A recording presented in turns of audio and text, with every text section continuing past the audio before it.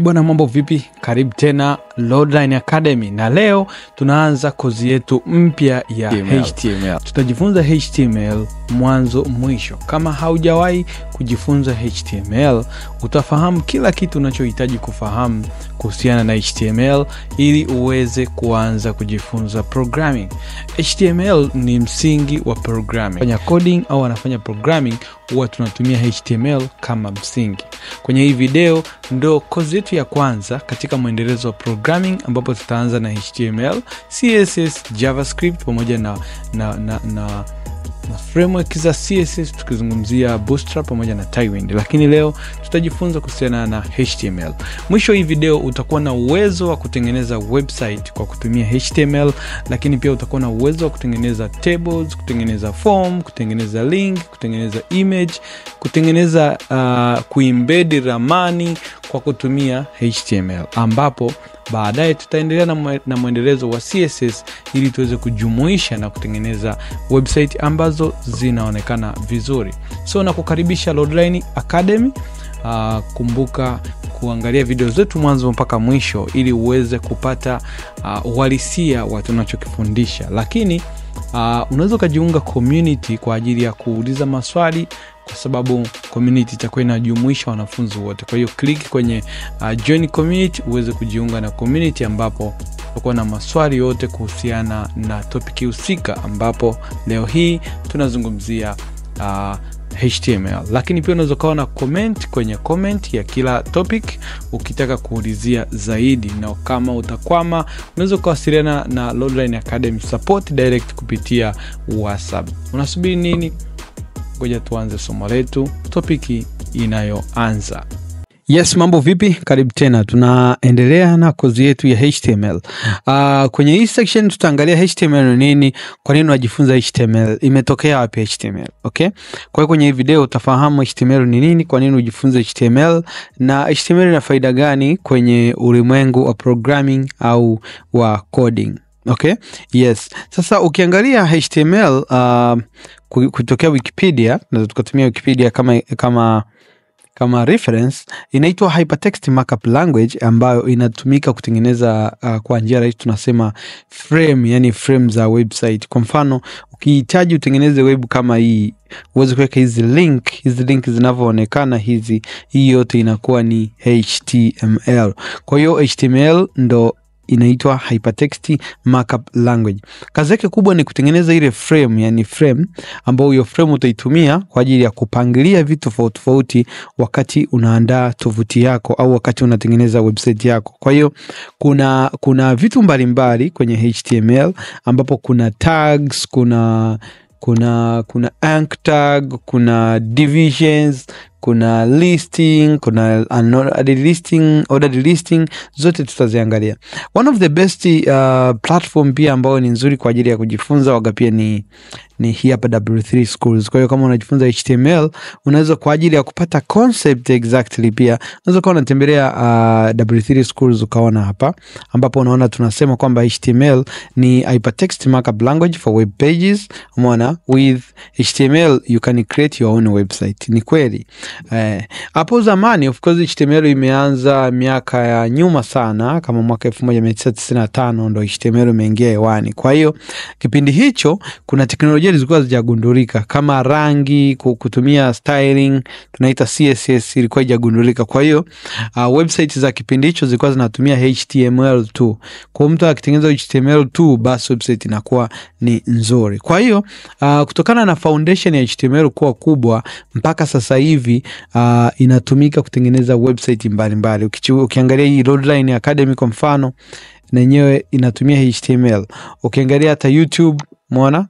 Ukiangalia hata YouTube kwa mfano, YouTube pia na wenyewe wanatumia HTML. Ukitaka kufahamu wanatumia HTML, ukifungua kama hii YouTube, unaweza uka right click hapa, then uka inspect hapa. Right click uka inspect, ukaangalia elements zake hapa, utaona kwenye kutengeneza frame lazima ianze na HTML. Umeona? Inaanza na HTML, umeona? inaanza na HTML. Kwa hiyo YouTube ina styling yake inaanza HTML, hata hii website inaanza HTML, na hata ukiona Instagram pia inakuwa inaanza na HTML. Kwa hiyo HTML is tuseme ni markup language ambayo ndo like motherboard ya programming, umeona, hasa kwenye upangiliaji wa vitu kama hivi kwenye upande wa web. Hata ukiangalia Instagram unaona inaanza na HTML, umeona, HTML. Hizi kodi utazielewa mwanzo mwisho, lakini kwa sasa hivi isikusumbue sana. Cha msingi ni kufahamu hivyo kwamba HTML na hypertext markup language ambayo inakusaidia kutengeneza frame kwa ajili ya website. Nikisema frame kwa ajili ya website inamaanisha unaweza kutengeneza website kama haina styling, labda rangi kama hizi button nini, kama haina ndo inakuwa ni HTML. So let's meet into another subtopic ambapo tutaangalia history na evolution ya HTML, mabadiliko yake yameenda vipi mpaka tulipo sasa hivi. Yes, karibu tena tuangalie history na mabadiliko ya HTML au evolution of HTML. HTML mara ya kwanza ilianza mwaka 1991, lakini yamekuwepo mabadiliko tofauti ambayo yamefanywa pia na updates tofauti kwa ajili ya kuhakikisha kwamba HTML inakuwa the best good platform kwa ajili ya kujifunza, lakini pia kwa ajili ya kutengeneza vitu mbalimbali. Kwa mabadiliko hayo ndio yanafanya HTML iendelee kutumika mpaka sasa hivi kwa sababu ya updates ambazo zinafanyika kulingana na wakati ambao uliopo. Okay? Sasa mwanzoni kuna stages ambazo HTML imepita. Ukiangalia kama hii chart ambayo ni history of HTML, unaona first it was published mwaka 1961, okay? Lakini ilikopo version HTML 1, 2, version 3, version 4, sasa hivi tuko version 5. Kwa hiyo unaona wameandika HTML5. Utakuwa unakutana na hii HTML. Mtu akiandika HTML anaandika HTML5. Kwa nini? Ni kwa sababu ya version, tuko version 5. Kwa mtu anaweza kujiuliza kwamba what happened? So important sana, lakini at least ufahamu ilikuwa vipi. Mwaka 1961 HTML ilivyoanza, baada ya hapo kuna changes zilikuwa zinaongezwa. Kwa hiyo changes zilikuwa zinaongezwa ili kudifferentiate au kutofautisha ile version ya kwanza na ya pili, walikuwa wanatumia hizi version. Kwa hiyo version 1, version 2, version 3. Kwa mfano ukiangalia version ya 1997 hii hapa ndo waliongeza features za picha, kwa mfano kutengeneza table, kuweka picha, kuweka script, lakini pia kuongeza vitu tofauti ilikuwa inaongezwa hivyo. Kwa kadiri muda ulivyokuwa unaenda ndo updates pia zinaongezeka kulingana na recommendations. Kwa mfano HTML5 ambayo ilikuwa updated mwaka 2015 ndo naona kwamba waliongezea baadhi ya vitu kama media storage support, wameongezea vitu kama footer, header, navigation, okay? Ambazo hizi zinakuwa ni tutaziona huko zinakuwa ni tags, okay?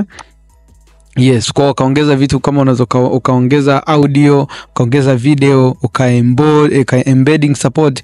Embedding support ni kama unataka kuembed kitu labda Google Map na vitu kama hivyo. Kwa hiyo kama utakutana na mtu anakuambia HTML5, inabidi ufahamu kwamba ni HTML version ya 5, ambayo hiyo ni evolution ambayo ilianza kutumika mwaka 2015 mpaka sasa hivi tuko HTML version 5.2 ya mwaka 2017 ndio bado tunatumia.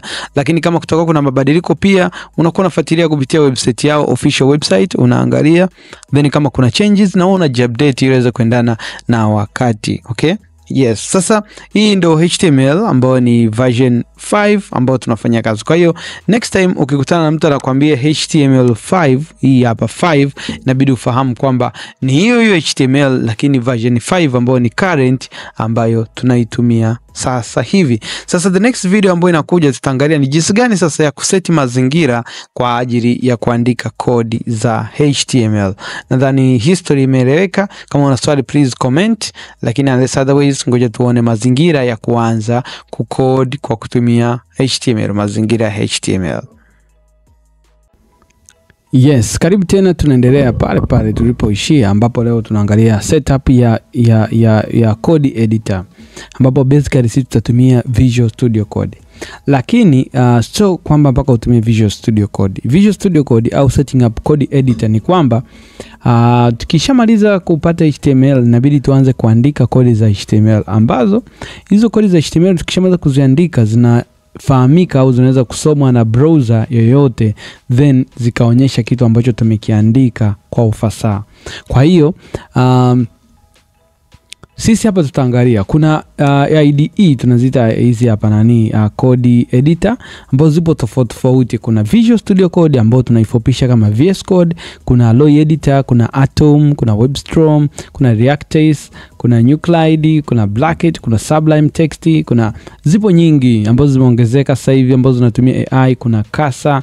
Kwa hiyo zipo nyingi, lakini wewe utachagua unatumia hipi, na most popular ni Visual Studio Code, VS Code. Hii ya kwanza. Kwa na sisi tutatazamia kwa kutumia Visual Studio Code. So, unachokifanya ni kwamba unaingia kwenye browser yako hapa, then tuna search Visual Studio Code. Kwa naweza nikaandika hapa Visual,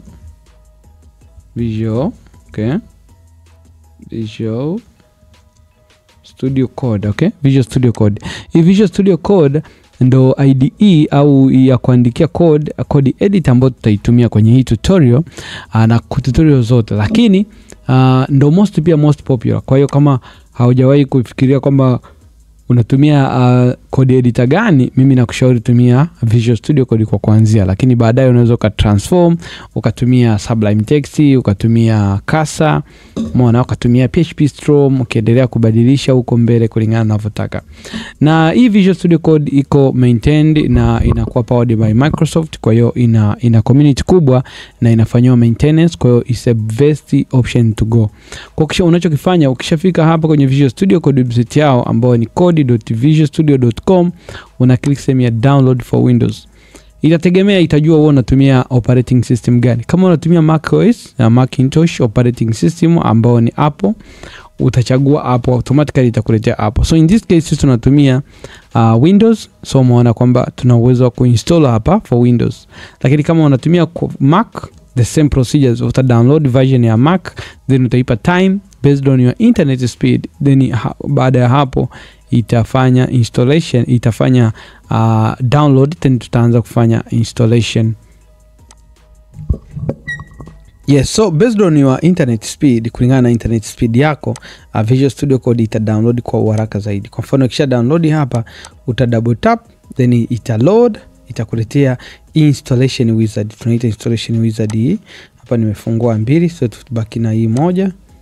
Okay, tubakize hii hapa. Kwa hiyo nitabonyeza kwenye accept, okay? Then nitabonyeza continue, then itatengeneza directory. Mimi nitabonyeza next, itaniambia bahati mbaya mimi nilikuwa nishawahi kuinstall Visual Studio Code, ndio maana inaniambia kwamba inaona kama hiyo folder ipo. So nitasema yes, mimi nataka ni install hivyo, then nitabonyeza next. Utabonyeza create desktop icon kwa ajili ya kuweka desktop icon yako pale. Register code as editor for support file types. Yes, kama una file yoyote ambayo inahitaji kufunguliwa na code, automatically itafunguliwa na Visual Studio Code, okay? Yes, so utabonyeza hapo, utabonyeza install. So it takes some couple of seconds to install kama unavyoweza kuona.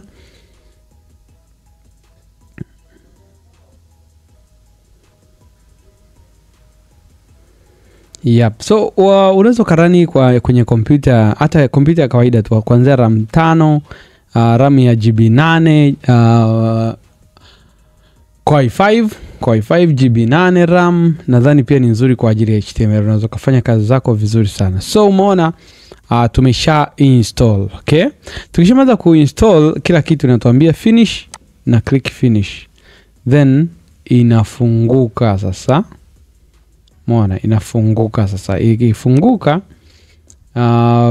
bahati mbaya au nzuri nilikuwa na kazi nazifanya hapa, kwa hiyo tunaweza tukafungua new window, then hii ndio itakuwa wewe endapo utakuwa umesha install Visual Studio Code. Kwa hiyo itaonekana namna hii. Umeona itaonekana namna hii. Kwa hiyo hapa tumesha install Visual Studio Code kwa ajili ya kuanza kuandika kodi zetu za HTML. So nadhani mpaka hapa umenielewa. Kama utakuwa na swali, please uliza hapo. Then baada ya hapo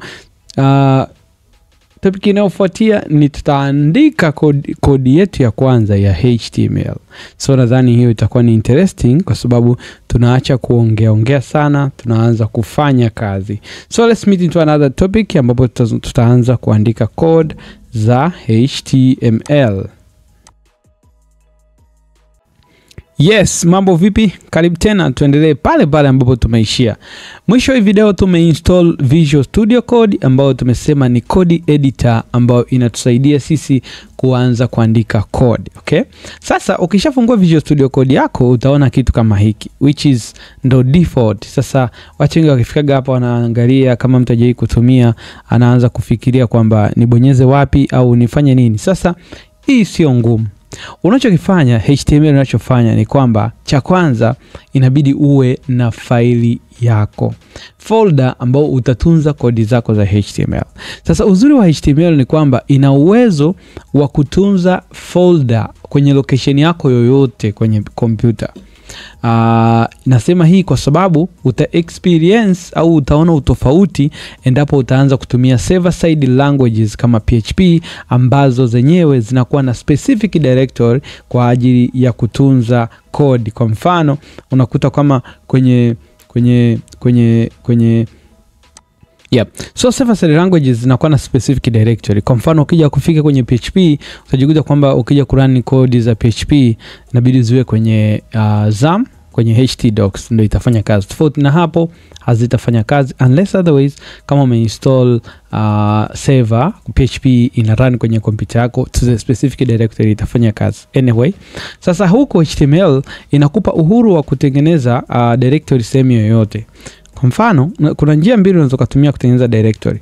Namba moja, unaweza ukaingia kwenye, labda tuje hapa kwenye file explorer, then tuseme tuchukue kama kwenye directory yote, kwa mfano hii hapa, then naweza nikaja hapa nikatengeneza folder, kaja hapa nikasema labda HTML course, umeona HTML course. Okay, then nikishatengeneza hii folder, basi hiyo folder inaweza kutunza kodi zetu. Kwa hiyo kuna njia mbili ambazo naweza nikaweka hiyo folder hapa ili iweze kufanya kazi.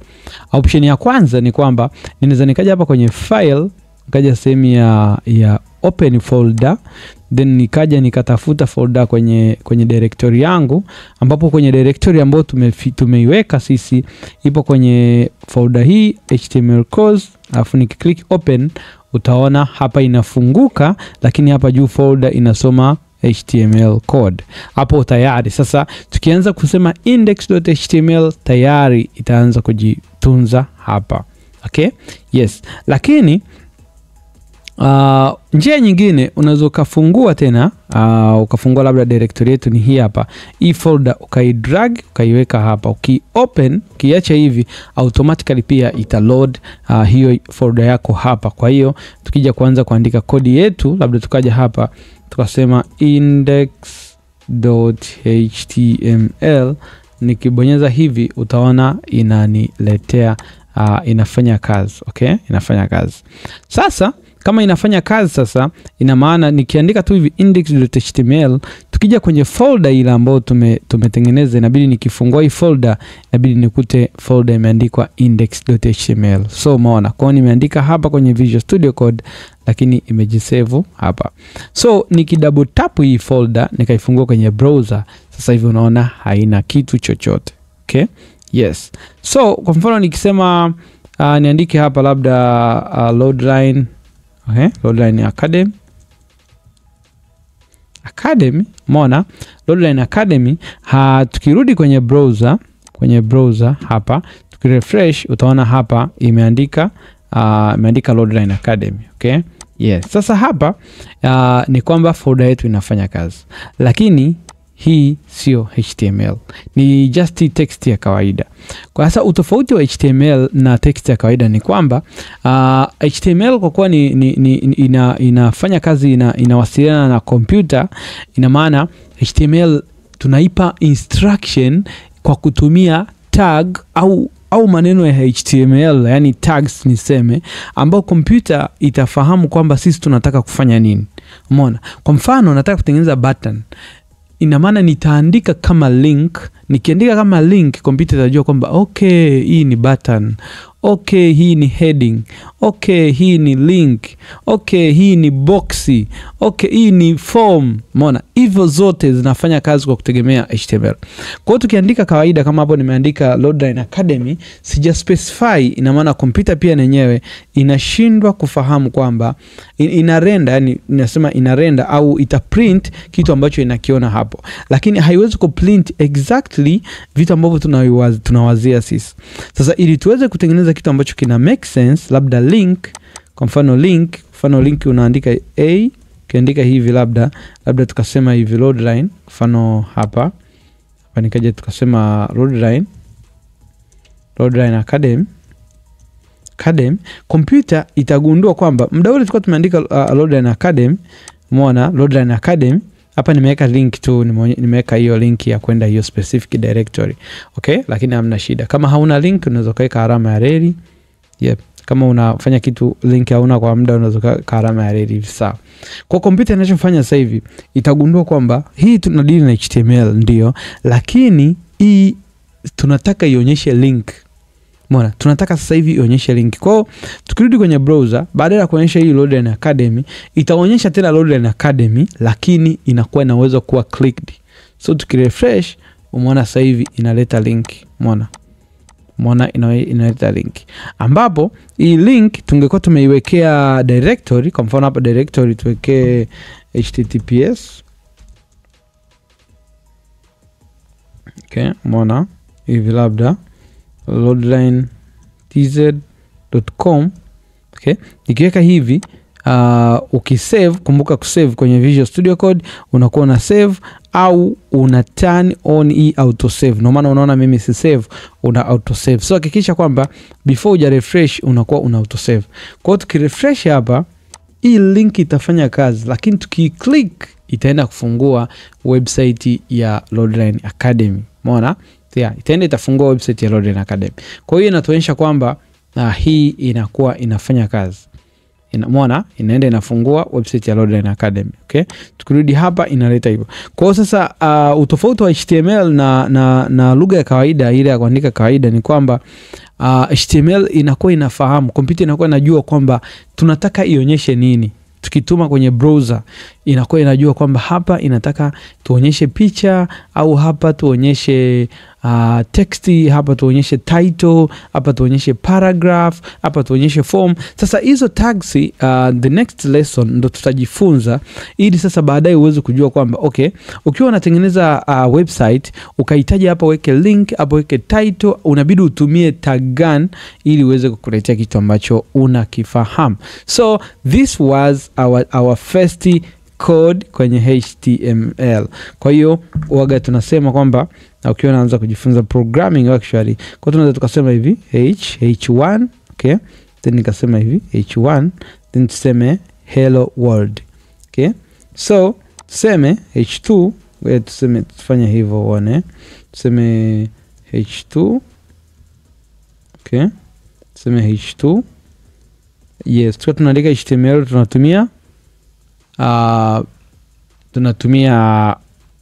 tunatumia herufi ndogo.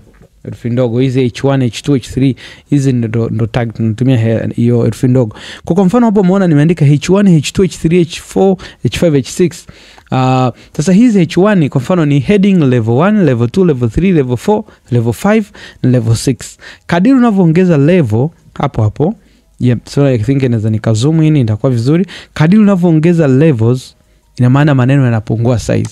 Kwa hiyo tukija kwenye browser hapa, tukirefresh unaona kwamba hii level 1 inakuwa ni kubwa, inakuwa ni ndogo hadi ndogo kabisa inafifia. Kwa nini? Kwa sababu tumeshaiambia kompyuta sisi hapa tunataka uonyeshe heading level 1. Kwa hiyo ikiwa ni heading level 1 ita print out ile heading kubwa. Tukiambia sasa hapa tunataka tuonyeshe heading level 6, itaonyesha hii. Kwa kama ushakutana na title hapa juu ni kubwa, afu chini ni title kadogo, afu inafuatia paragraph ambayo hiyo ni P, tutaiona. Ndo hivi tunafanya. So thank you very much kwa kuangalia mpaka hapa. Let's meet into another topic sasa, ambapo tutaona HTML document structure. Ile jinsi gani sasa kwanza kuandika HTML, jinsi gani ya kuinstruct computer pamoja na browser iweze kufahamu kwamba hii ni HTML form na hii ni HTML code na iweze kudeal na HTML, lakini pia kwa ajili ya search engine optimization iweze kufahamu kwamba at this stage tuko na nini. So let's meet into another topic. Thank you for watching. Yes, karibu tena.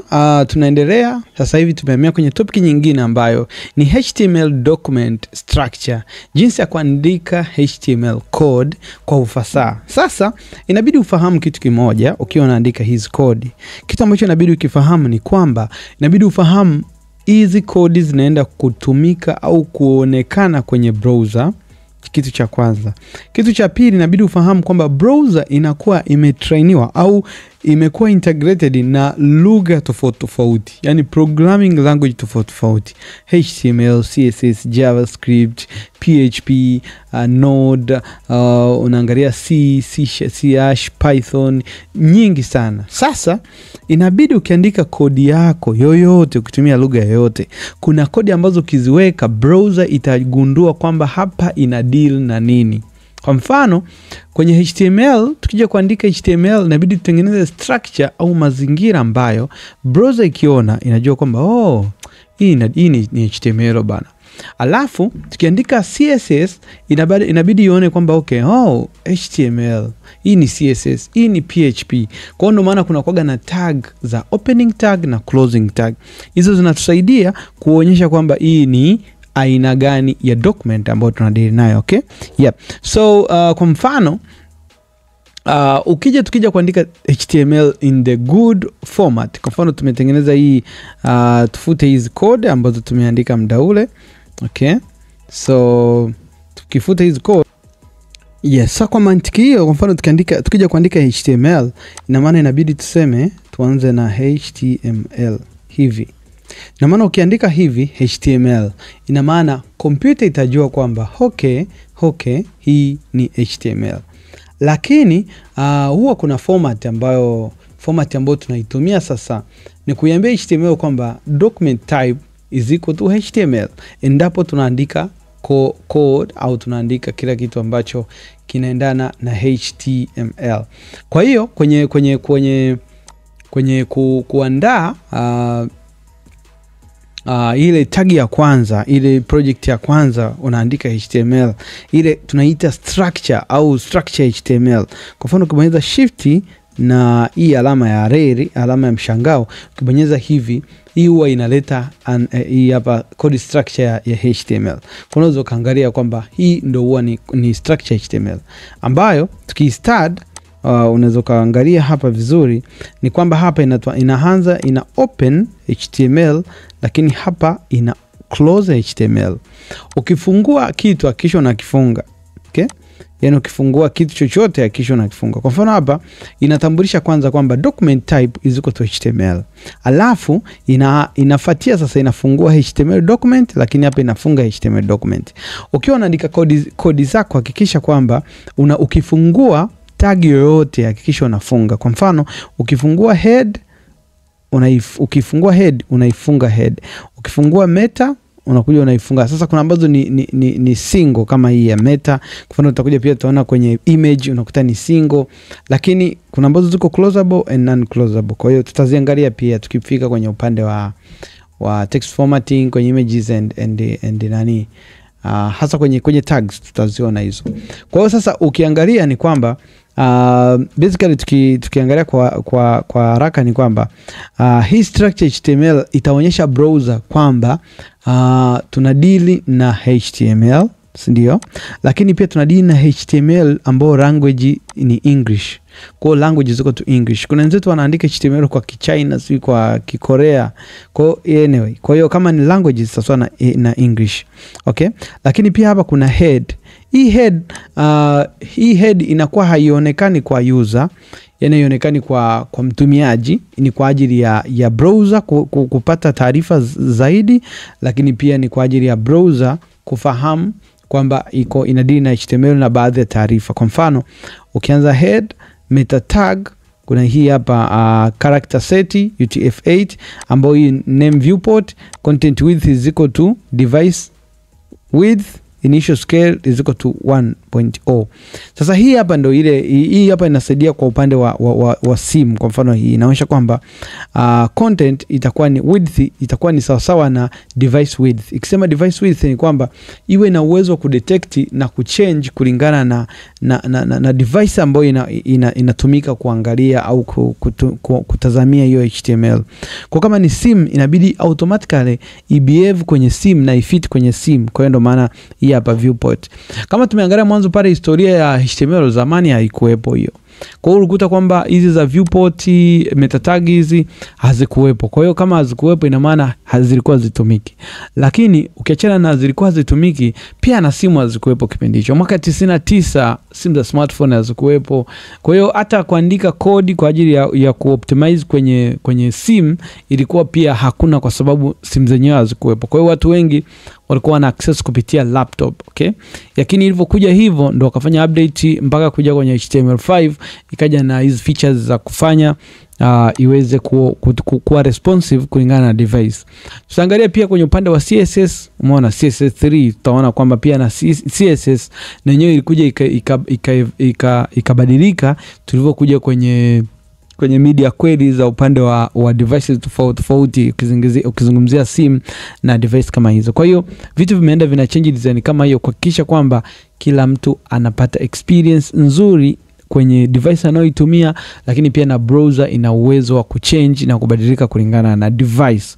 Kwa hiyo hii hapa ndio inafanya hayo maajabu kwamba device width itakuwa ni sawa na width inabidi is equal to device width. Kwa automatically browser itaangalia kwamba at that moment ni kitu gani kinatumika kwa ajili ya kuaccess hiyo content au hiyo website.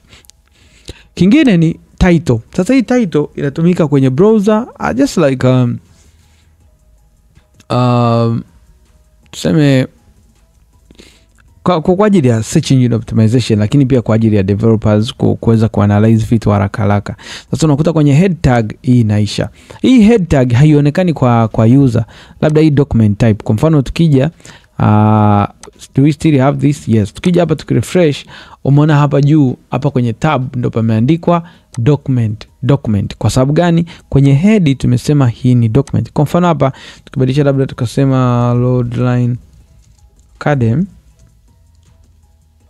Tukibadilisha Loadline Academy tukirefresh hapa badala ya document itaandika Loadline Academy. So hiyo inaonekana hapa juu kama just like a name of the project tuseme hivyo. Yes. Sasa hapa pia kwenye head ndo huwa tunaweka links nyingine. Kwa mfano unataka kuweka CSS, tutaangalia kwenye upande wa CSS unataka kuweka link yoyote labda DNS, CDN, okay? Content Delivery Network. Tutaona kwamba hizo zote tutaziona. Kwa kama kuna kitu cha kuembed utaona kwamba inakwambia weka head. Sasa hii ifahamu vizuri kwa sababu kwenye content kwenye safari yako ya kujifunza programming kuna muda unafika, kwa mfano mzuri ukiapply kama matangazo ya Adstera au Google Ads kwenye blogger zile, watakwambia kwamba weka hii document kwenye head, between head. Sasa utaangalia between head huwa ni hii hapa. Kwa nini wanasema hivyo? Ni kwa sababu almost everything ambayo unaona kwenye browser lazima iko associated na HTML. Kwa hiyo ukiingia ukiopen kwenye code editor utaona kwenye head. Kwa kwenye head hapo ndo utaweka kodi ambazo utakuwa umepewa. Ukishaweka hizo kodi ambazo utakuwa umepewa, automatically browser itaweza kurenda hii kitu ambacho kitakuwa hapa bila kudisturb vitu ambavyo vinaonekana huku. Kwa mfano ukija hapa kwenye body, hii body ndio sehemu ambayo inaonyesha kwa mteja, yani wale wa users, kitu chochote ambacho tutakiweka hapa, okay? Kitu ambacho tutakiweka hapa kwenye body hapa ndio hiki kitakuja kuonekana kwa watumiaji. Kwa hiyo unahakikisha kwamba ambacho tunakiweka hapa kiwe kiko sahihi, lakini ambacho tunakiweka hapa ni kwa ajili either kwa ajili ya kutusaidia kuhakikisha kwamba project yetu inakuwa dynamic, lakini pia kwa ajili ya kusaidia browser kufahamu baadhi ya taarifa kuhusiana na project yetu.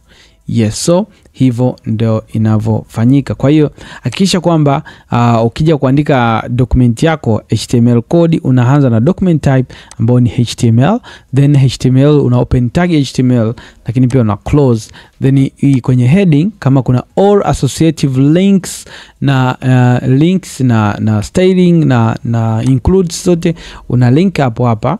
Alafu baada ya hapo unakuja kwenye body, unaanza kuandika au kutengeneza exactly kitu ambacho unahitaji. Okay? Yes.